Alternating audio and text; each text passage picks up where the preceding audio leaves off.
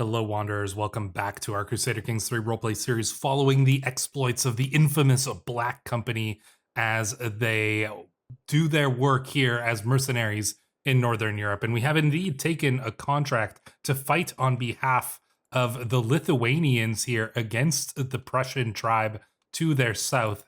And so that is what we are going to jump right into here. So we're going to raise up our armies, and then we're going to go and join this allied army here, hopefully get ourselves a little bit of money out of sieges. But either way, I don't think this is going to be the most profitable war, but I think it will be a good chance to get some experience for our troops, to learn some cohesiveness, and just to, you know, prepare ourselves for future battles. Luckily, we started this contract in winter, but spring is coming upon us, and so that's a little bit of a better time to be joining a war here. So we are going to join up with this army. We're going to attach to them and hope that what happened in our last war will happen in this one, where we can kind of jump ahead of the other army and get the money from the sieges here. So tumbling down as we ride through Natangia, my thoughts wander idly, bored by the monotony of simple transit, when there's a sudden shout of an alarm.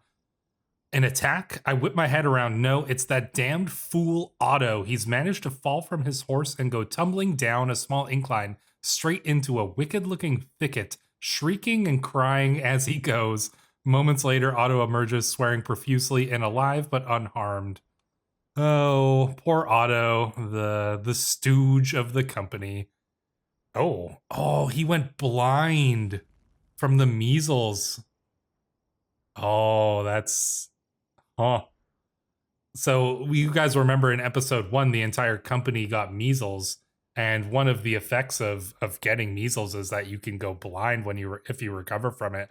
And it seems as though that is indeed what happened to poor Otto the snake. So not only, I mean, that explains why he fell off his horse and stuff like that. He's not going to last long, being blind like this. And oh man, yeah, he's not gonna have as much use to the company. I guess he's, you know, we bring him along anyways. He probably, like, this might not necessarily mean that he's like 100% blind, but his eyesight is obviously severely impacted. So, do we laugh aloud? I don't know. Snicker, but no more. Probably we might snicker at that, or such petty. No, I would think we would snicker at the very least. You know, but we're not gonna boisterously laugh at his misfortune. All right, I wonder if they're gonna come in and try to get into a fight with us. And we have had a child, Rodanthe. So a daughter. Okay. Out of wedlock, Alexandra has given birth to a daughter. I mean, Alexandra. Let's see. Philippa, Constance. I mean, I guess, you know, probably we would probably just let Skirts here name her. So Helen, yeah, I think we'll go with that. I don't think we're gonna legitimize her. Maybe if it had been a son, we might think about that, and it's entirely possible we might legitimize her like later on.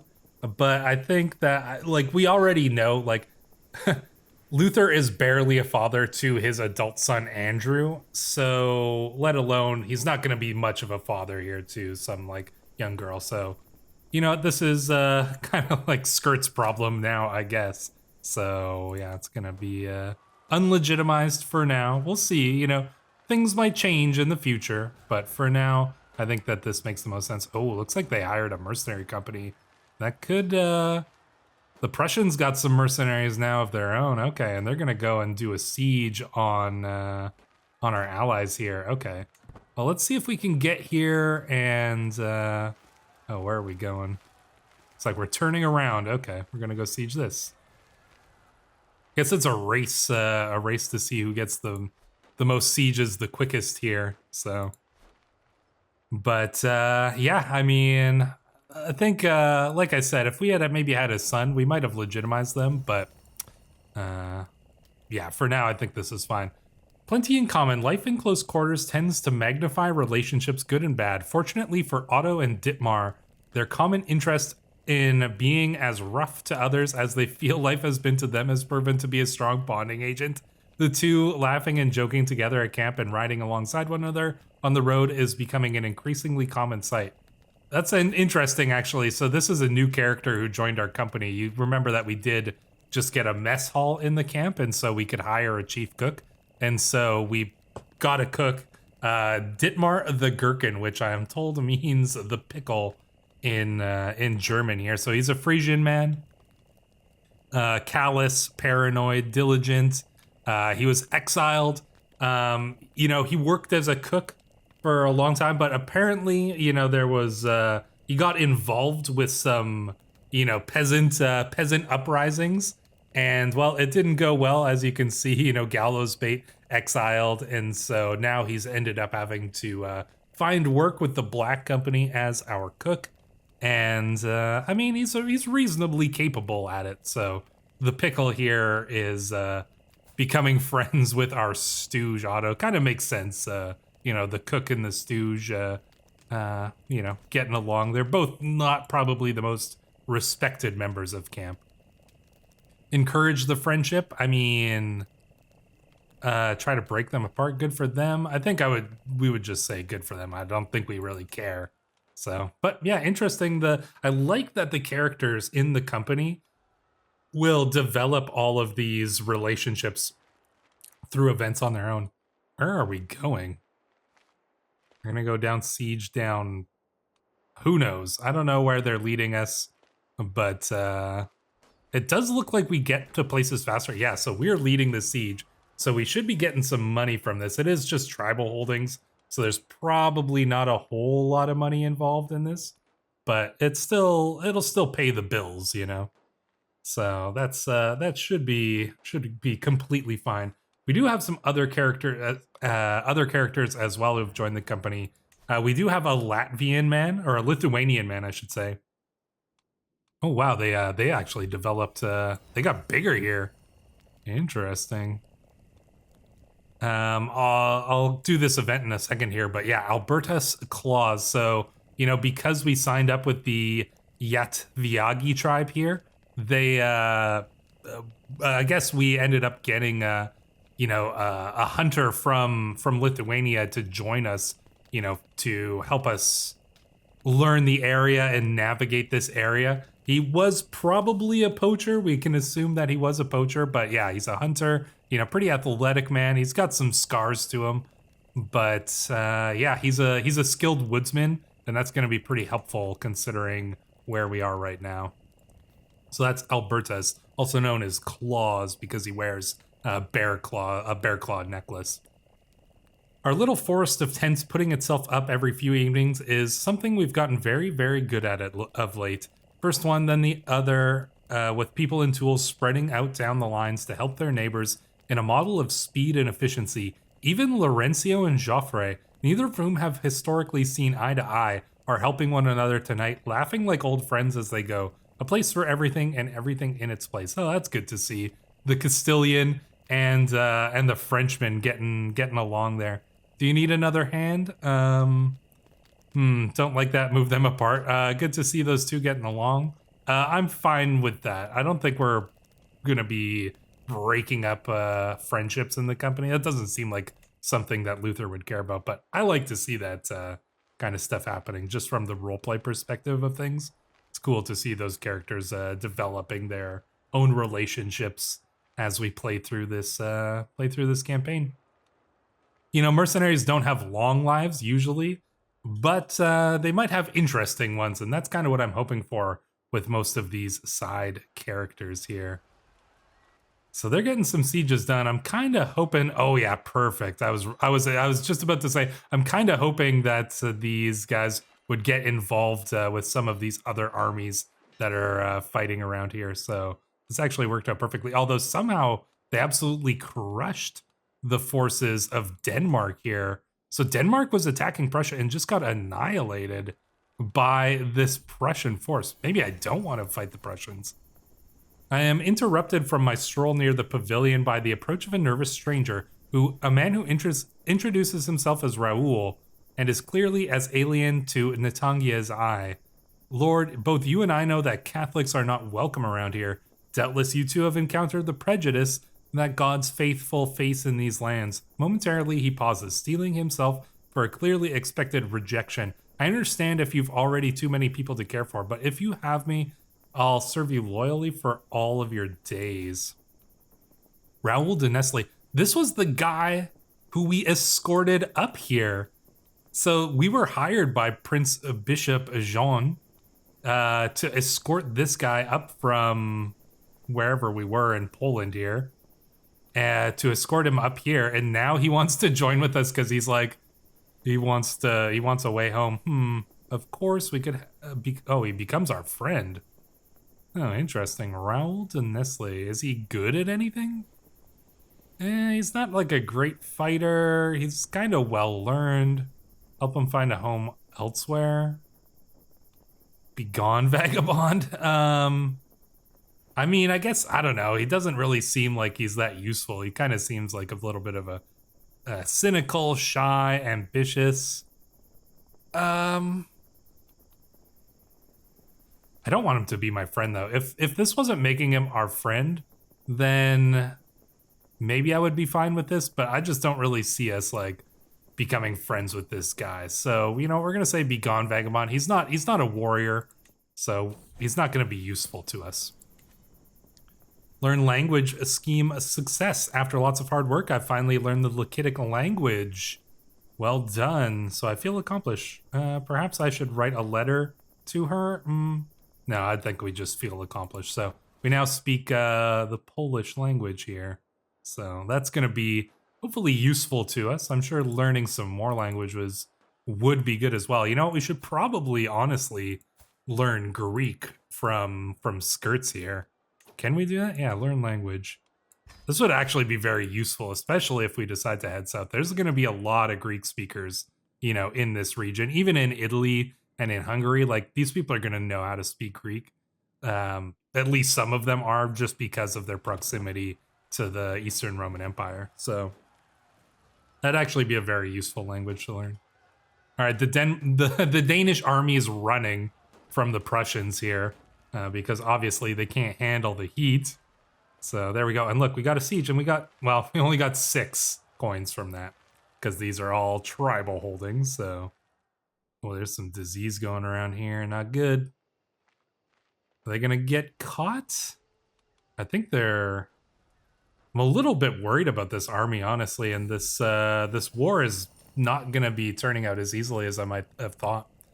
Scouting out ahead of the camp, I come across a ramshackle collection of traders. They are gathered around some large but old and ruined buildings, the remaining ones in good condition having been occupied by the merchants. Their wares are fairly standard, food mostly, being on a well-traveled road that would no doubt attract many purchasers. Yet my eye is drawn inexorably towards the great pockmarked walls of the ruins. So magnificent they are. The merchants occupy merely the outskirts, but its dilapidated heart remains untouched. Well, I think we're going to try our luck in the ruins. 271 provisions would be nice, but we don't need it right now. So I'm tempted to try my luck. Our search was pointless, darn. Ah, well. We had a pretty good chance of finding something there, but, you know, luck was not in our favor today, so. We do also have another warrior who has joined our company here. Let me see if I can find him, because he's a little bit of a crazy man as well. Eric the Bear, another Norse follower here. This one's from Norway. Kind of a crazy, another, maybe not quite as crazy as Magni, son of Loki, but I mean, another Norse follower here who has ended up in our company. Callous, brave, arbitrary. He's a berserker. The man's a murderer and a drunkard, not to mention stutterer. He's, you know, well scarred up. You can see he follows the berserker tradition of going into battle shirtless, and he's a pretty capable warrior here, but I'm sure him and Magni will get along. But yeah, having 2 of like the few remaining Norsemen in the camp is probably, I'm sure that, you know, the 2 of them are going to be like close friends, I'm sure. As I walk restlessly in the moonlight, Amazai joins me. My lord, he says solemnly, would you like to come closer to the Lord? I met a Sufi mystic from Khorasan who told me the Muraqaba meditation. The path is not easy, but through it you can purge your base mortal instincts, unveil hidden knowledge, and ascend to blissful states of oneness with the scriptures and the universe. Will you let me guide you? Yes, I am prepared to try. No, obviously. Luther, this does not seem like a Luther thing to do, become a Sufi initiate. Whatever it is, it must be unholy. I would rather go to sleep, thank you. Yeah, I think that's probably what we're going to choose. But Amazai is going to become a Sufi mystic, so he has taken an interest in Sufi mysticism and the Muraqaba tradition, delving deep into the heart's relation with the creator. Very interesting. I like to see these kind of events. There does seem to be quite a few events surrounding your courtiers and things like that. So it does make things pretty interesting to play as a landless character. We got another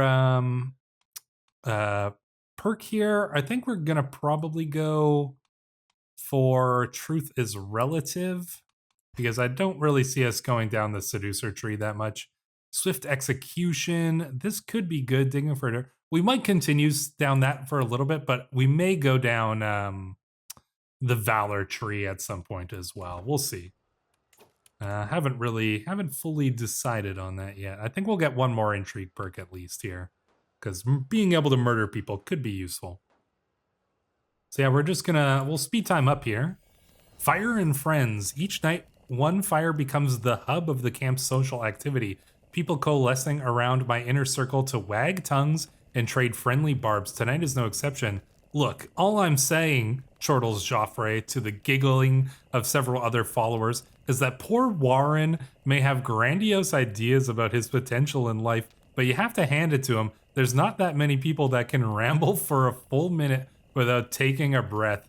A chorus of inebriated guffaws breaks out from the easily pleased onlookers, though it all seems to be wearing on Warren. So Warren the Heathen is that priest that we brought into our company, who actually has 14 base prowess. I don't know what this guy was doing before he became a priest, but I have a feeling that he has, held a sword in his hands before, certainly. And then, of course, Joffrey Silvertongue here, laughing at me. He's like the group comedian here, laughing it up for the crowd here. So join in the ribbing, turn the tables on Joffrey, tell a joke of our own, or soak it all in. I think Luther's more of the strong silent type, so I don't think he's gonna really partake one way or another there. Ooh, nice. Gain some experience. That's pretty good. Looks like we're leading. Yeah, we are leading these sieges, so that is actually pretty nice that we can gain. We're not going to gain a lot of money. We'll gain 11 from this, which is, not terrible. It's, like I said, it's paying the bills. Passing suspicion. It is well known that followers will scheme and plot, but I may be able to use this to my advantage. If I can keep my followers suspicious of each other and distracted with infighting, they will not have time or resources to scheme against me. I'll begin spreading rumors at once. Let's see. As long as I place some spies among them, I will be safe. Court spies. My followers already know not to plot against me. Oh yeah, this option is available because of your high dread. Yeah, that's what we're gonna choose there for sure. Nobody would dare plot against us. And look at that, our fame and glory is widely known. Nice, so we have become distinguished, which is not too bad at all.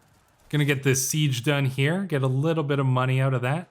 Oh man, we are facing a little bit of deficit here in terms of the war score. The culture in the Tongia is unfamiliar to me, and some of their customs equally alien. This is proven especially true when Amazai, acting as our cook for the evening. That's kind of weird. We have a different cook, but it's a local recipe, supposedly authentically Prussian. Let's see. We'll give it a try. I mean, 51% chance that we gain a lot of new provisions, new tastes. Let's give it a try. Sure.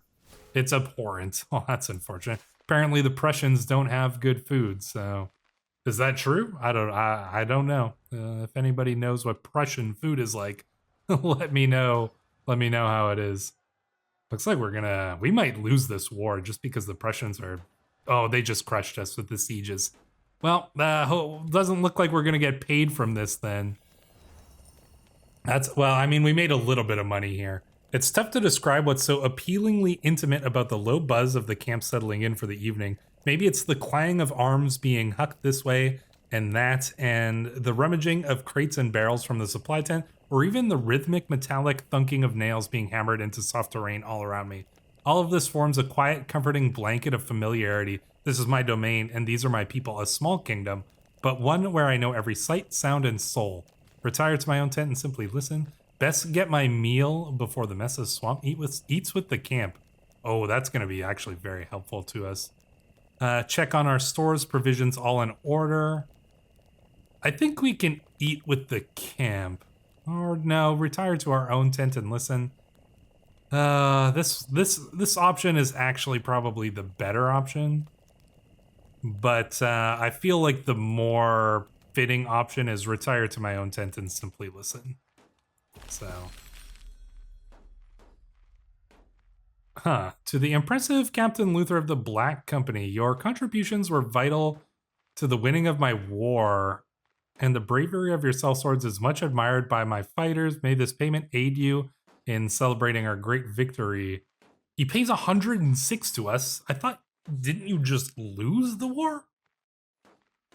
Yeah, look, we lost. But he pays us 106 anyways. So that's, I mean, hey, that's not too bad. All we had to do was go and do some sieges around, and we got quite a bit of money out of that. So that is not too bad at all. I do want to upgrade our pavilion here to level 2. So that's going to be the first thing we do with all this new money that we just got in. I'm going to disband our army here. Somebody did mention, so there are some cool things that you can do here with these interactions, like gather provisions or visit the tribal holding. I don't know if we should do this considering that we just we were just sieging down these people. They probably don't like us here. We should probably move our camp. So yeah, let's move the camp. I'd like to go back somewhere where we have. Do we go back down to Poland? They got some mercenary contracts down here. What do they got here? Support a faction. I think we could go down to Poland anyways, because we can call in some favors. Let me check. If we go and we look at, where even is it? Contracts? How do you check? Oh, no, wait, this is how you check it. You go into your camp, then you go into here. Oh, no, wait, okay, so this shows our kind of how our camp, lines up, who supports us in the camp. Rodolph, obviously our best friend, and our son, Andrew, is actually one of our biggest supporters here. So, that's pretty good that we've got Andrew and Rodolph on our side. Most of the camp is, neutral towards us, which is fine. And then we've got a couple detractors, actually. Joffre and Magni are kind of the biggest detractors from the rule of Luther here. So that's kind of interesting to note that these two guys are kind of the ones against us here. So, but anyways, you can see our role of patrons here. Did we get a hook on this guy? We did get a hook on him.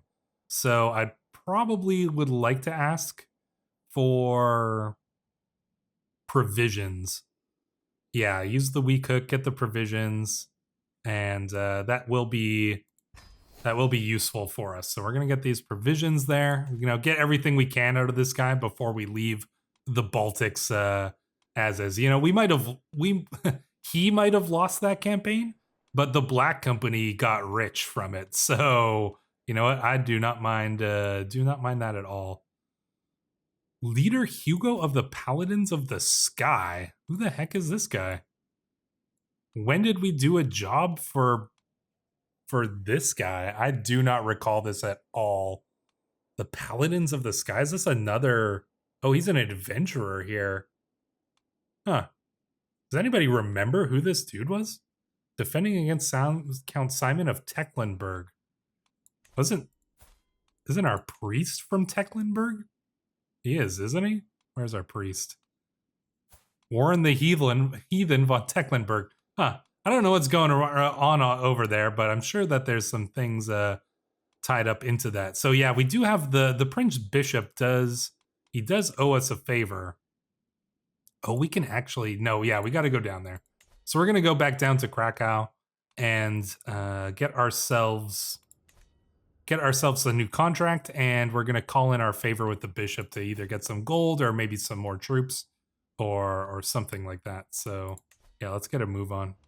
And you know what, we're gonna go to some places that have like a little bit more money, perhaps. Yeah, so let's start moving our camp. It's gonna cost us some supplies. There's a tiny bit of danger, but I'm not like too worried about that. So let's head off on the journey. Another bastard. I didn't even realize she was pregnant again. Didn't see the pop-up. Another daughter, Stefania. I think it's fine. We gained the fornicator trait. How are we a fornicator? I mean, whatever. It's not a big deal because we're not married or anything. As copulated out of wedlock, we're not married. So everyone knows as well. Whatever, it's fine. I don't think we even care at all what people think about us in that regard here. So much like we probably don't really care much for our children. Except like maybe Andrew a little bit. You know, we're warming up to Andrew. But oh, what's going on here? Krakow's under siege. King Boleslav the Fifth of Poland, 16 years old, facing a pretty big rebellion here. Huh, interesting. Oh wow, the rebellion's got a lot. A lot of troops on its side. Do we join the rebellion? Who's he fighting against? Is this the guy? Count Mikolaj. We could just join this guy and assist with this rebellion here.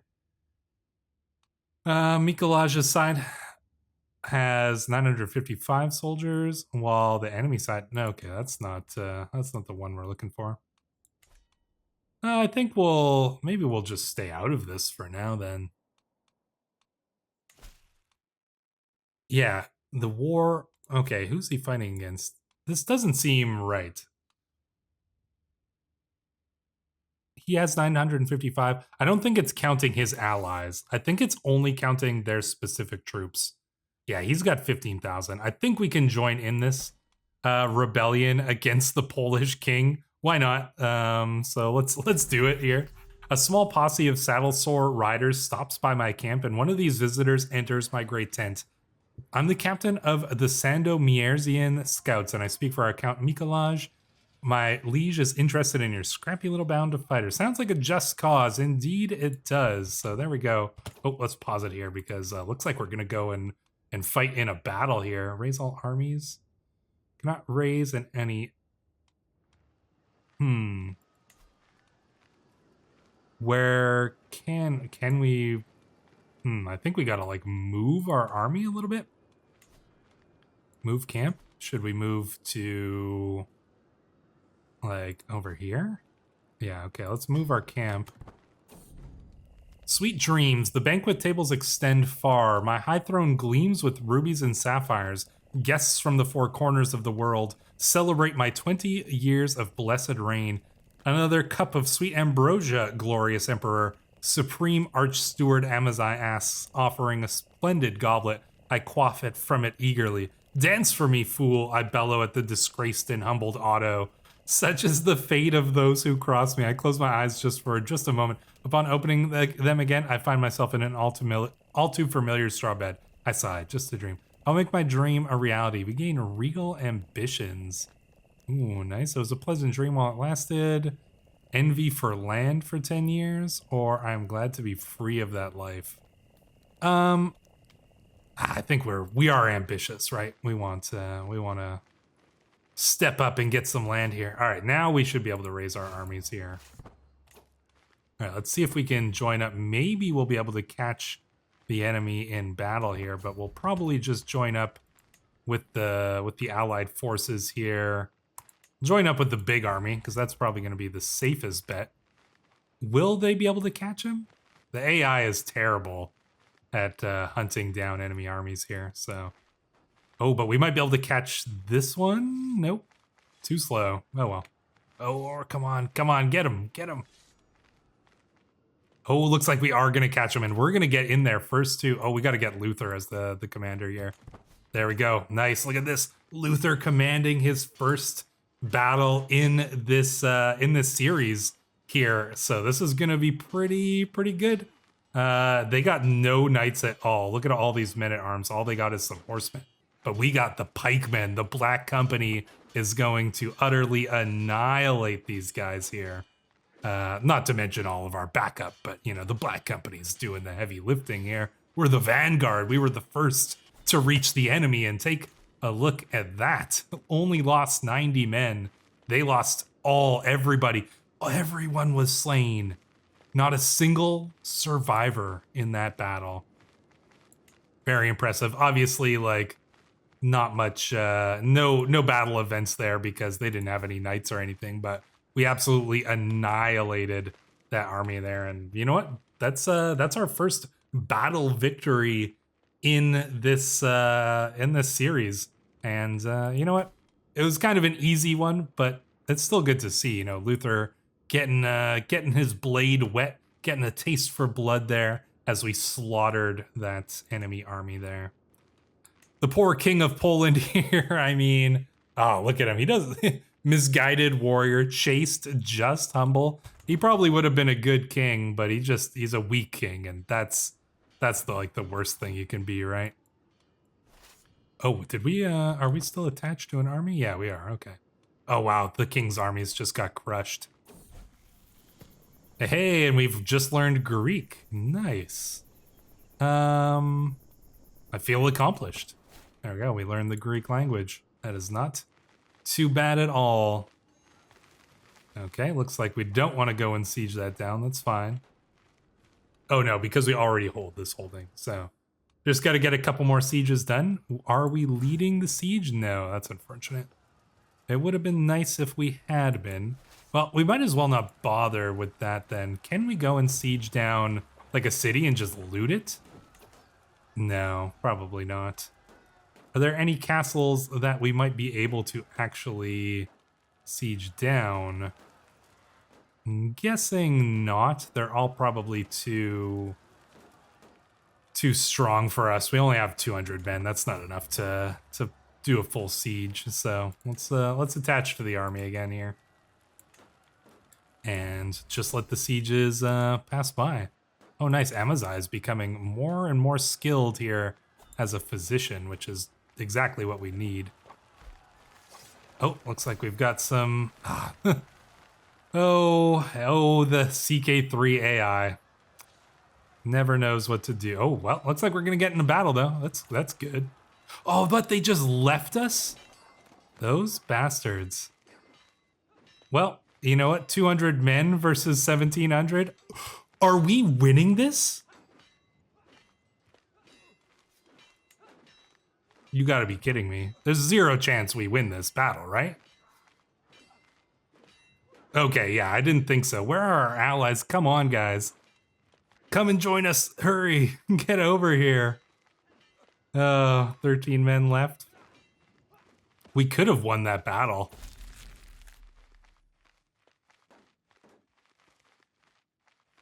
To the cocky Captain Luther, you should be known as the Oathbreaker for your miserable failure to appear on the battlefield. I, who would have fought alongside you, now name you a Hellenothrexos, bastard and leader of cravens. The Oathbreaker doesn't sound so bad. What? Hold on.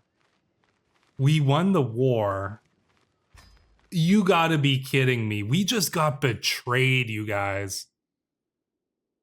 So, the way I see it as this happening, you know what? We were obviously fighting well alongside Count Mikolaj here.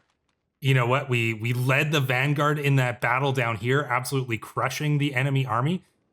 And look at this. He couldn't pay us. He couldn't afford to pay us. And so he abandoned us to that enemy army, let us get wiped out, went and took the victory over the king here, or over the former king, and then put this guy on the throne. And then he just said that he wasn't going to pay us, named us an oathbreaker, named us a criminal, and sent us on our way. So the Black Company just got betrayed by this guy. That I'm gonna set this guy as a new rival, because that is some dastardly stuff right there. Yeah, just abandoned, and then he, refuses to pay us, names us a criminal and an oathbreaker. You got to be kidding me. What? This is what happens to mercenaries. So you go and you fight hard, and then some noble just goes and stabs you in the back. Well, we are going to have to get revenge on this guy, but that revenge will have to come in the next episode. So let me know what you guys think we should do about this whole situation here. At least, you know what? Some of our people survived. There's still 73 of us left. We lost a good chunk of our men here. I can't even see in the battle, if we lost. Okay, none of our main characters did die. I think Rodolph got a kill there. Yeah, Rodolph killed the mayor of Stargard here, which is well done. Well done by Rodolph. But yeah, I can't believe we just got betrayed by those guys. We're gonna have to do something about this, but we'll see. We'll see what happens in the next episode. So until then, Wanderers, thank you for watching.